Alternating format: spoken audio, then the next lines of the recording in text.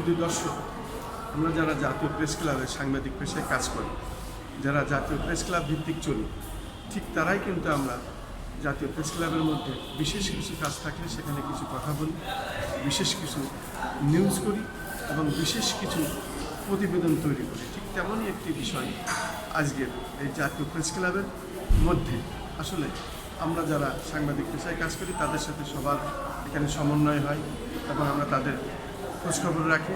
মূলত রাষ্ট্রের প্রতি আজকে আমাদের বিশেষ দাবি, সেটি হলো সাংবাদিকদের বিষয় একটু দেখতে হবে এবং সাংবাদিকদের রুটি রোজগারের বিষয় করতে হবে। সাংবাদিকদের মামলা হামলার বিষয়টা মাননীয় প্রধানমন্ত্রী আপনি দেখবেন, যাতে তাদের বিশেষ করে একটু চলাফেরার সুবিধা হয়। আমাদের আসলে মানবতার অবস্থার ভিতরে আমরা আছি। মাননীয় প্রধানমন্ত্রী সাংবাদিক বান্ধব এবং আমাদের মাননীয় তথ্যমন্ত্রী সাংবাদিক বান্ধব।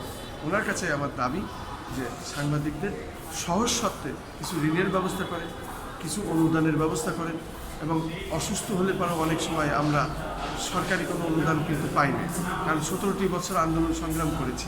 আমি মুগদা মেডিকেল কলেজ হাসপাতালে আইসিইউতে প্রায় 1 মাস ছিলাম, বাঁচার কথা ছিল না, বেঁচে আছে। এই 17 বছর আন্দোলন সংগ্রামে করেও আমরা কিন্তু একটি পয়সাও পাইনি। রাষ্ট্র আসলে দেখে না, রাষ্ট্র আসলে যে কার সেটাই আমরা বুঝি না। এই আন্দোলন সংগ্রাম আমাদেরই ফসল এই সরকার। তাই মাননীয় প্রধানমন্ত্রীর প্রতি আমার আকুল আবেদন, সাংবাদিকদের দেখুন, আমাদের দেখুন, আমরা আসলে মানবতার জীবনযাপন করছি। আসসালামু আলাইকুম, আমি খন্দকার মাসুদুজ্জামান, জাতীয় প্রেস ক্লাবের মধ্য থেকে।